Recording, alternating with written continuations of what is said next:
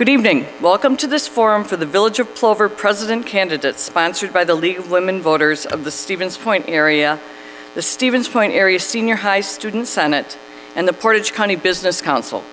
My name is Meg Erler. I'm a member of League of Women Voters of the Stevens Point area. I will serve as the moderator for the event. The League of Women Voters is a political but nonpartisan organization. The League's primary purpose is to encourage voting by registering voters, providing voter information, and advocating for voter rights. Tonight's event is part of providing voter information through candidates sharing their views of issues of concern to the Village of Plover residents. The co-sponsors of this forum, the SPASH Student Senate and the Portage County Business Council, are also nonpartisan organizations with no endorsement of candidates or political parties. Their interest is helping local citizens to be more informed voters. Any member of our community is eligible to be a member of our League of Women Voters, and we encourage you to consider being a part of this great organization. Plover, originally part of the Menominee Nation, is located on the portage between the lower and the upper Wisconsin River. It was the first village and, in 1844, the first seat of government of the present Portage County.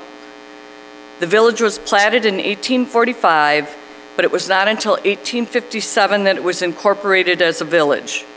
When Stevens Point replaced Plover as county seat, Plover was disincorporated. In 1912, Plover was again incorporated, but because of financial problems, it was dissolved shortly afterwards. Since the mid-1960s, movement to incorporate Plover was again activated and was successful in its goal in 1971. In all three occasions, the village was created out of the township of Plover. The Village of Plover is the most populated village in our county. The population of the Village of Plover is estimated at 13,519 in 2021. It covers 11.36 square miles.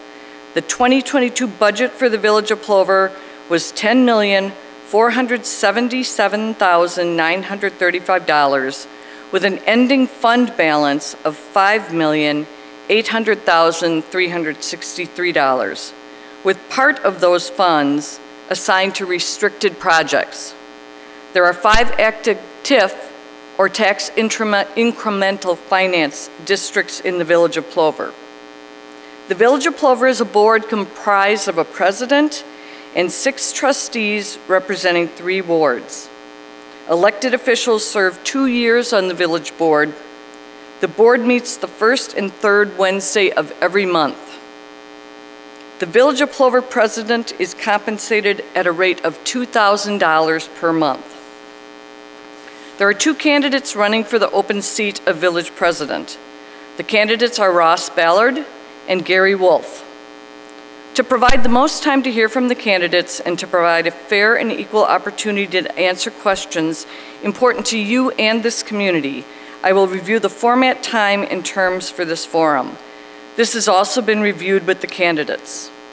Each candidate will first have 1.5 minutes to introduce themselves and make an opening statement.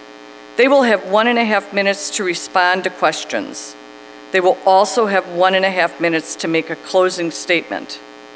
I will repeat the question when requested. Candidates will respond first to some questions submitted by the League, students of the SPASH Student Senate, and the Portage County Business Council, and then questions from the audience. Questions from the audience must be addressed to both of the candidates. If you want to submit a question, please motion to one of the ushers for index cards and pencils. They're right on either side of the room. The League reserves the right to review and screen questions for relevance and to avoid duplication.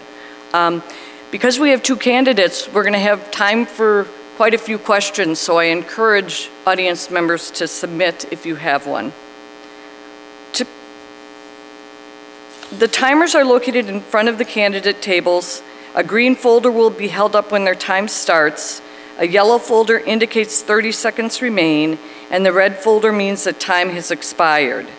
Candidates may finish their sentence, then please stop so the next candidate may begin their response.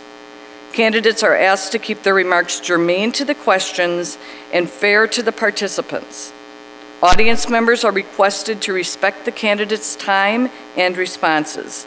They are also asked to turn off any sound-making devices. The moderator reserves the right to interrupt to ensure that these ground rules are observed. The order of response to each question will be rotated. We will alternate which candidate answers the question first. The order of the opening and closing statements will be chosen by random drawing of the candidates' names. As I've already stated, participating in tonight's forum are Gary Wolf and Ross Ballard. We will now begin with a 1.5 minute opening statement from each candidate, and we will be starting with Gary Wolf. Thank you, Meg, and thank you, everyone. The Portage County Business Council, the League of Women Voters, and the Student Senate, thank you for hosting this event. Thank you also to everybody who came out to see us either in person or online. As Meg said, my name is Gary Wolf. My wife, Lisa, and I have been residents here in Plover since 1996. We've seen firsthand that residents here in Plover enjoy an exceptional quality of life. We raised our family here. I've been active in local government for almost 20 years, beginning in 2004 when then President Schluter appointed me to the Board of Zoning Appeals. In 2015, President Davies appointed me as a citizen member of the Plan Commission, and since then I've gone on to be elected to the village board as a Ward 2 trustee, and I serve as the chairman of the Public Works Committee. I'm also an active member of St. Bronislava Parish, the Holy Name Society, and the Knights of Columbus. I've lived almost half of my adult life here in Plover, and I'm now retired, so I've seen a lot of changes, and I have to say we're very lucky to have the community that we have, and that's why I'm running for village president. Thank you. Ross Ballard. Thanks, Meg. Normally I pack the house, so I guess I'm going to blame it on the snow. All right. I want to thank the Portage County Business Council. I want to thank the League of Women Voters and the Student Senate. I was a member of the Student Senate when I was in high school, and you know, it was a little different then. I think it was just kind of let's this dance or that dance, but now you guys are actually getting involved. That's outstanding. So I am a member of the Plover board currently, Ward 1, and Plover is now my adopted hometown.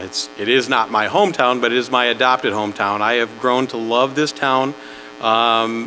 Sometimes I think even more than my hometown.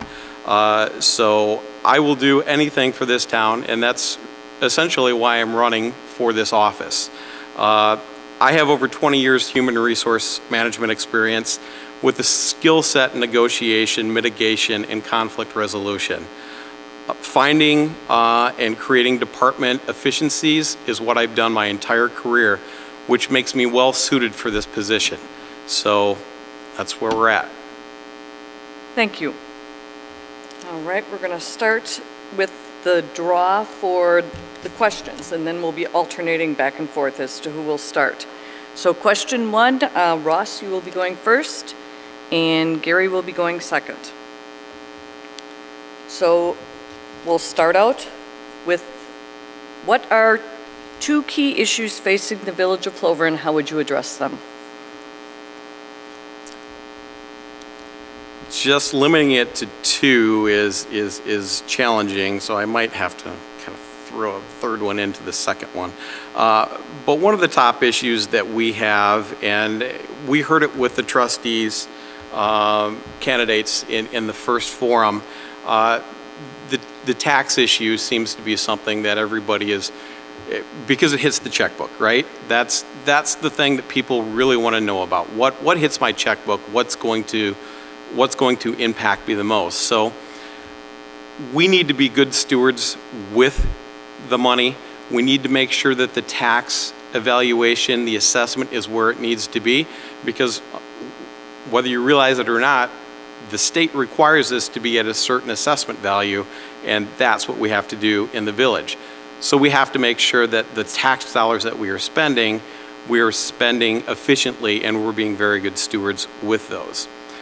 The second one, tying into that, is bring businesses to Plover to offset that expense that we have to put on the residents. If we have more businesses in Plover, we don't necessarily have to have a higher mill rate.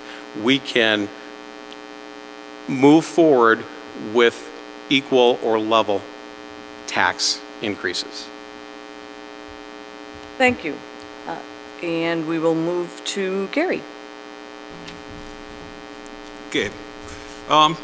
Key issues are the same as mentioned by everyone. Taxes obviously are a big one. A lot of it though is the perception of what taxes really are. Most people don't realize that their tax bill has 4 components. The Village of Plover is just one of those components. The Village of Plover's mill rate today is as low as it's been since 2001. So we are doing what we can to keep taxes low, but we need to make sure that our residents understand that we're taking those steps. One of the things that maybe caused that confusion was the fact that we did not do a revaluation in 17 years in the village. Shame on us. We should have done that. There could have been incremental increases realized in home values, and that would have been less of a shock for our residents. And lastly, in terms of growth, Portage County has the fastest growing village in Plover. We are the fastest growing village right now in Portage County, and it's that growth that is driving that increased value in our properties. So we're looking to keep that growth coming, because that's where our tax base is going to come from, and we will work to attract good growth that meets the needs of our residents without conflict. Thank you. All right. This is a good follow-up. With all the interest in attracting new business to the village, will there be adequate housing for the employees of these businesses? If not, how should Plover address this? And we will be starting with Gary and then Ross. Adequate housing is a challenge because of the fast growth that we're seeing. In fact, housing affordability is probably the bigger challenge. Modest homes are what are in demand right now, and those are the homes that have seen the biggest increases in home value. That's a market condition. I don't know what the village can do to affect that. There will be some changes in the market that may move home prices downward a little bit, but the fact that there's a stronger demand for housing than there is a supply of existing homes for sale means that the home values, I think, will hold stable for some time. In terms of growth, we need to make sure that we work with developers to get the growth that makes sense. Plover has an excellent reputation of being fair with developers. We make sure that the projects they bring in fit with our neighborhoods, and that they don't conflict with what our neighbors are looking for. And I think if we keep doing that, we will get the growth that we need, and housing will follow. And Ross. Yeah, we're really not going to be in a lot of differing opinions when Gary and I are coming up with some answers here. It's not going to be the firecrackers sometimes that are the council meetings up in Stevens Point, but I think the reality is adequate housing is an issue no matter where you're at. We have probably more apartments in Plover than anywhere else. There are a ton of apartments in Plover, but what we're probably lacking is that affordable housing when it comes to that single family home. We've got a great amount of homes that are, price point of $300,000 or more, but where's that 150,000 price point, and it may just be out the window. I'm not seeing a whole lot throughout the state of any starting homes that are less than 175,000. So it is something that we need to look at, and it's something that we can work with businesses. It's something that we can work with developers to find solutions to create affordable housing, whether it's more of a zero lot line type of a home where your value is still there, but it's not as high as that $300,000 home. Thank you.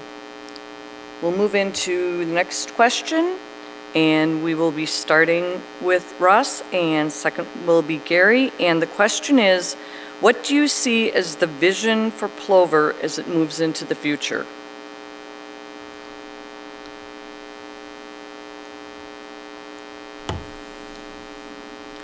So I think the vision for Plover really is that we are and will be a destination for other residents of the state of Wisconsin. We've got so many great things that are coming out of Lake Pacua, so many things that are yet to be announced that are just going to be phenomenal. We are going to be that community that other communities strive to be. We work so well with businesses, with developers, and now that we have the newly formed Plover Area Convention and Visitors Bureau, we're just going to bring more and more traffic into this town, and that increased traffic is going to bring more amenities to you. Better hotels, better restaurants, better things to do with your families, whether it's the lovely Pacua Park and all of the things there. I mean, who hasn't gone and played in the splash pad yet? I did. It's awesome. All right. Gary? Okay. One of the things that I think is important to keep in mind is that vision for the future is something that is going to be hard to measure today. The reason I say that is because effective leadership means that we're going to have a vision that's going to be beyond our lifetimes even. As I look at the growth that we've seen in the last 10 years only, we've had some remarkable things come to Plover. Recently, McCain Foods built an $80 million manufacturing facility.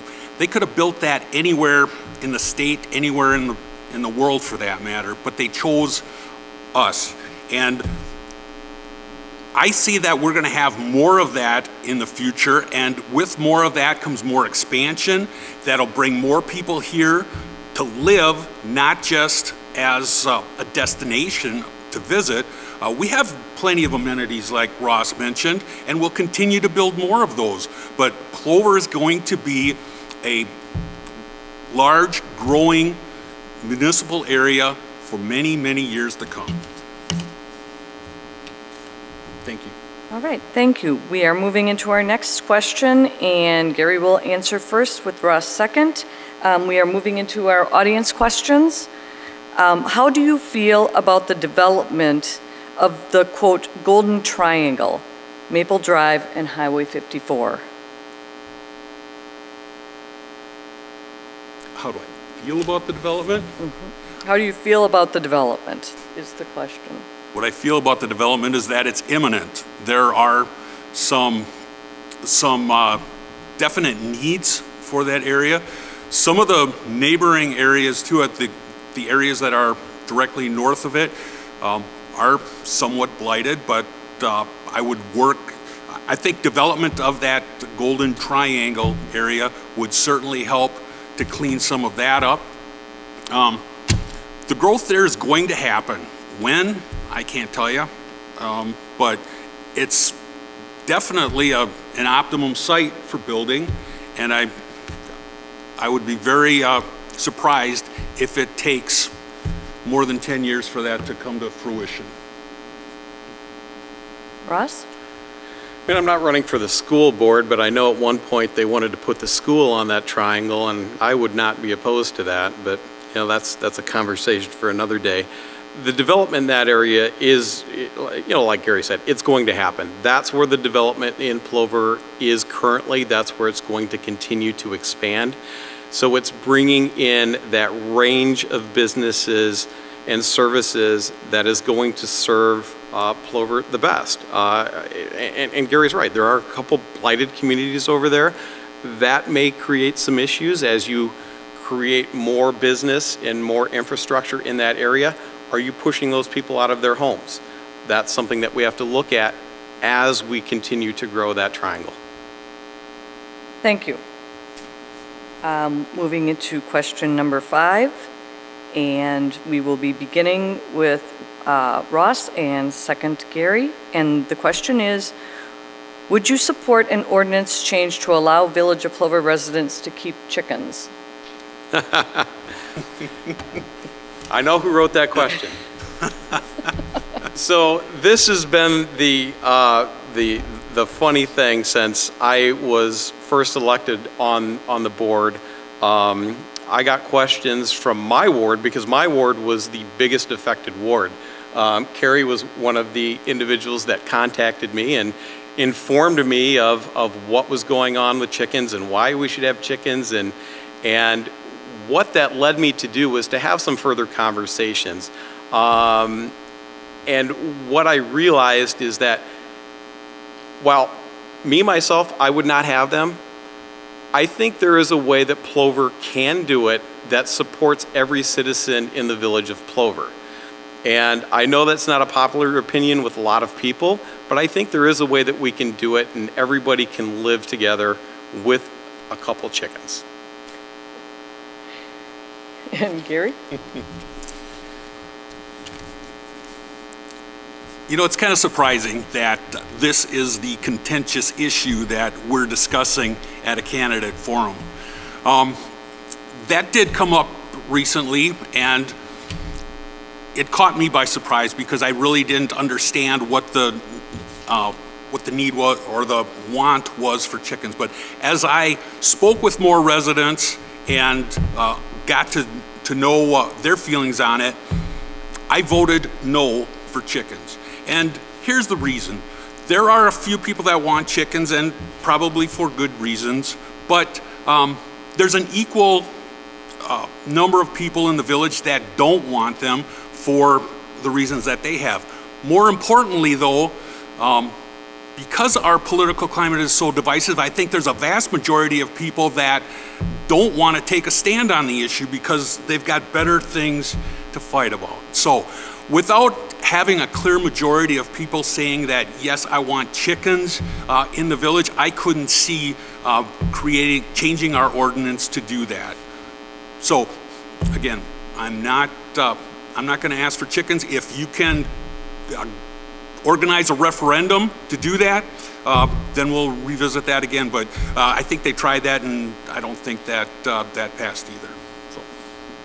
All right, moving on to question 6, and we will be starting with Gary and second with Ross. What do you believe is the Village of Plover's biggest recent success, and how can we take the lessons learned and apply them to other issues?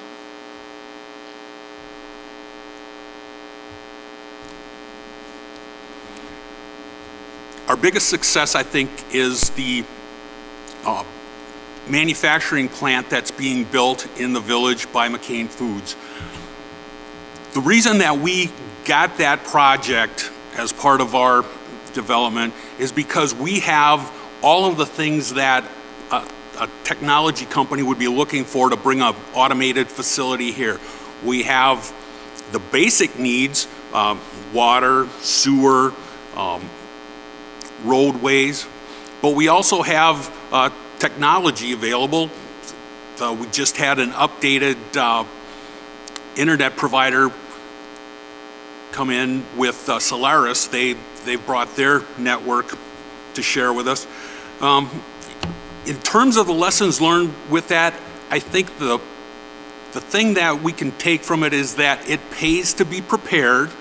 It pays to advocate for continued growth in your community, and it pays to be welcoming to these new companies as they look for a place to set up shop and build a business that'll create jobs for our people and just improve our way of life. Thank you. And Ross?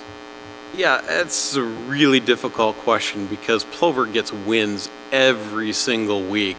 So I'm going to go a little bit different avenue on that one. And I think the way that Plover continues to win is because we get the right people in that position of administrator. And we had so many years of Dan Mahoney running and righting the ship and putting us in the right direction. When Dan retired, we had Dan Alt in there for a little bit, and Dan followed in Dan's footsteps. And now we've got Steve, and we have the right people in the job to make sure that we're going to continue to get those wins no matter what project it is, whether it's McCain's or whether it's the Artist and Fair Complex over in the old Shopco building. We just have tons of wins. I can't even name one. Thank you. We'll move into item in question 7, and Ross will be first, Gary will be second. Do you support making Plover a more walkable, bikeable community and increasing transit options? Did I write this question? Yes, I absolutely support way more trails and walkable areas in the village of Plover. The problem with more sidewalks in the village of Plover are the swales, and there's not a whole lot of places that we can actually have sidewalks. So that makes it very difficult. We don't have a storm sewer system like other communities do. We're not set up that way. We're a sandy community, and the water leaches through the soils like that. But yes, I am a biker, a mountain biker. I'm a walker. I would love to absolutely do that and create that community. It's that way already. I always see people on the Green Circle Trail. I had to go to work early the other day. It was 4:30 in the morning. I saw 20 people running with lights and stripes, and I don't know if it was a running club, but I don't know what they were doing at 4:30 in the morning, but they were on the Green Circle Trail, and it was pretty cool. Gary? I support more walkable trails in the area. In particular, there's no walkable access from along Maple Avenue to Pacua Park. That could definitely be an improvement. I'm a little indifferent about bicycles though, because I'm disappointed in the fact that so many bicyclists just simply choose to ignore basic traffic laws. And you know, it's one thing to see an adult blow through a stop sign on his bicycle, but when he's got 2 children behind him or her in tow, to me that's just a disaster waiting to happen. I would definitely change my mind if there were more education focused on making bicyclists more responsible sharers of the roadway. But in terms of pedestrian traffic, yeah, we definitely need to look at that because that's what our residents want, and I would strongly support that wherever we could make it possible. Thank you. We'll move into item question 8, and we will be starting with Gary, and second is Ross. Do you see a role for Plover to provide electric charging stations for electric vehicles? I'm sure that would come about if there were demand for it.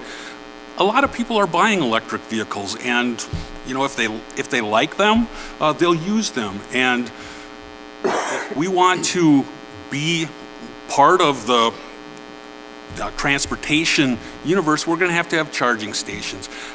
It's not something that the village, though, would provide.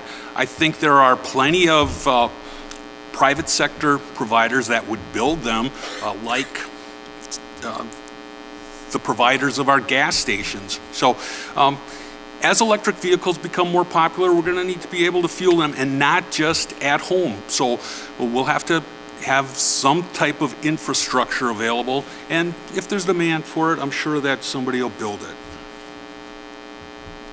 And Ross? So the demand for this is definitely growing.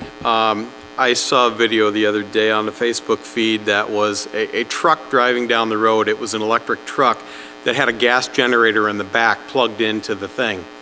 And I'm like, do they really need it that badly because there are not enough stations as people travel north? So maybe it's something that we do need to look into a little bit more. I know there's a ton of grants out there for these service stations, and it's definitely something that we can look into more and definitely do. But the demand is there. I'm seeing more and more EVs every day, and it's only going to become more and more as the Inflation Reduction Act has required more and more of the automakers to go to EVs. Thank you. We'll move into our final question, and we were able to get through all the questions. So, native planting is an initiative of the Wisconsin DNR. How is Plover addressing this initiative? And we will be starting with Ross. Well, I think a lot of that started in the Dan Mahoney Conservancy and working with the farmers in the area, changing the way that they do things so we can have that watershed and that place to create those native plantings. I live right off of Hoover, and we have all of those native plantings along Hoover, and I get calls weekly in the summer. Can't we mow that? And I explained to them, well, this is native grass, this is native plants, this is the purpose for this, and it's about education. We have a great community resource person now in Dominique Swanstew.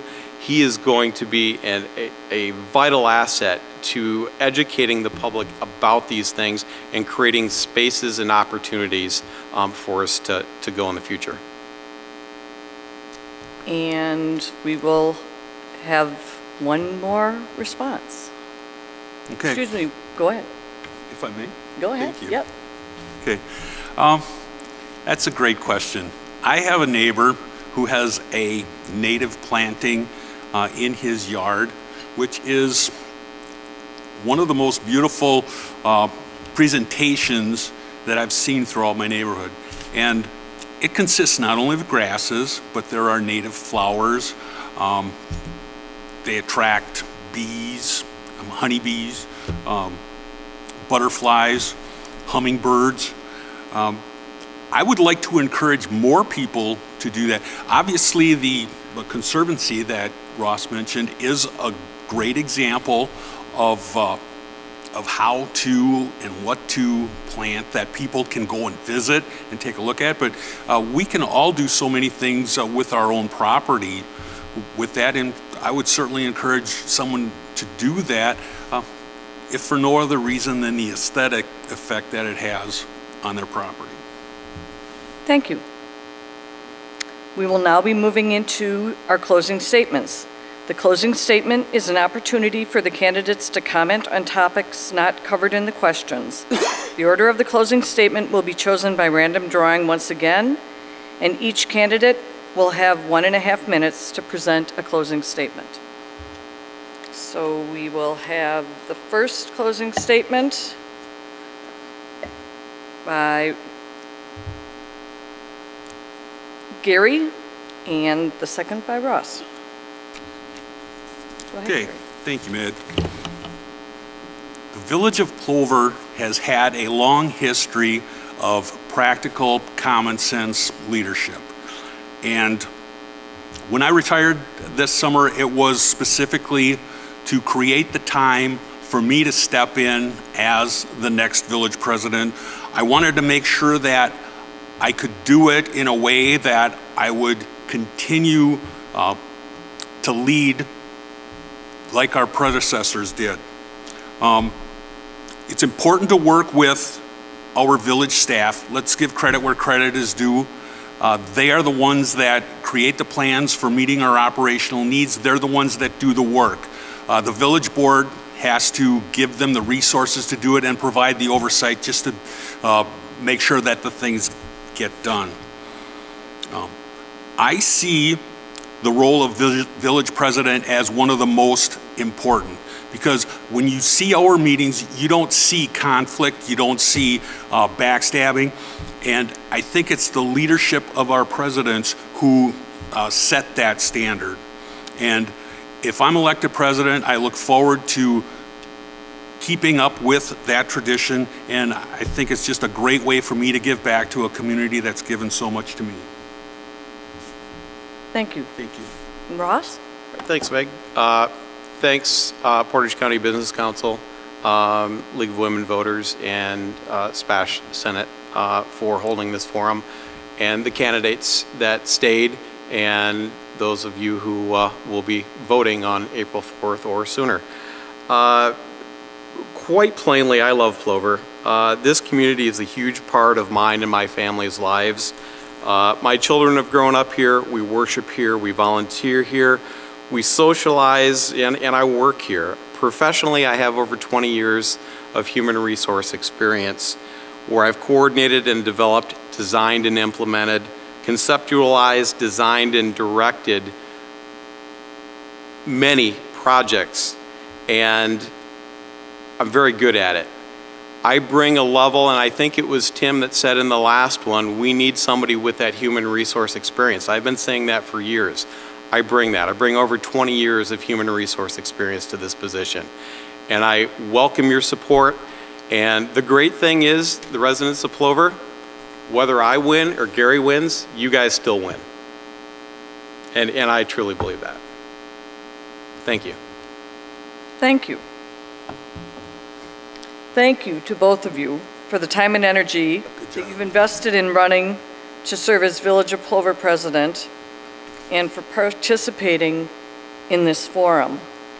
Please feel free to stay after and speak with constituents, and I also encourage constituents to reach out to the candidates, you know, prior to the election if you have questions that weren't asked tonight that you'd want some information about. On the April 4th ballot, Portage County voters will also be voting for several other offices, including Justice of Wisconsin Supreme Court, Wisconsin Court of Appeals District 4, Wisconsin Circuit Court Branch 1, Stevens Point Area School District Board, Plover Village Board Ward 2 Trustee, Stevens Point Mayor, and Stevens Point Alderpersons. Also on the ballot are 3 statewide ballot measures. One is to authorize the state legislature to define serious harm in relation to the conditions a judge imposes on an accused person released before conviction. A second authorizes judges to impose cash bail on an accused person of a violent crime based on circumstances, like the need to protect the community from serious harm and the probability the accused will not appear in court. The third advises the state legislature to require able-bodied childless adults to look for work in order to receive taxpayer-funded welfare benefits. Stevens Point voters will see 2 road referendums on the ballot as well, totaling $4.2 million for routine maintenance projects. The League of Women Voters of Wisconsin has a candidate guide for the Wisconsin Supreme Court election, which may be found at vote411.org. myvotewi.gov also provides information about the April 4 elections and the voting process. League contact information, including our website, email, and mailing address, is also available at the League table out in the hall. This concludes the forum for the Village of Plover president candidates. Thank you, candidates and audience, for your participation and your attention. We also wish to thank Dan Bumowski from the Stevens Point Area School District, who's in the back of the room taping this forum for us. The recording will be available on the stevenspoint.com/YouTube and other social media. These broadcasts are an appreciated service to area citizens. They are watched, and we encourage you to reach out to others in the community who may not have been able to be here this evening, but could benefit from hearing from the Village of Plover presidential candidates. Thank you to the League members, student senators, and members of the Portage County Business Council who volunteered in various roles up to and including this evening to make this forum possible. We couldn't do it without all of them. Thank you to the staff at Ben Franklin Junior High School for their assistance and for the use of the auditorium. The League believes that when you vote, you are participating in one of the most basic and important responsibilities you have as a citizen. When you vote, you are empowering your political voice. Please remember to vote on or before April 4th. Your vote does count. And now, let's show our appreciation to the candidates and have a good rest of the evening.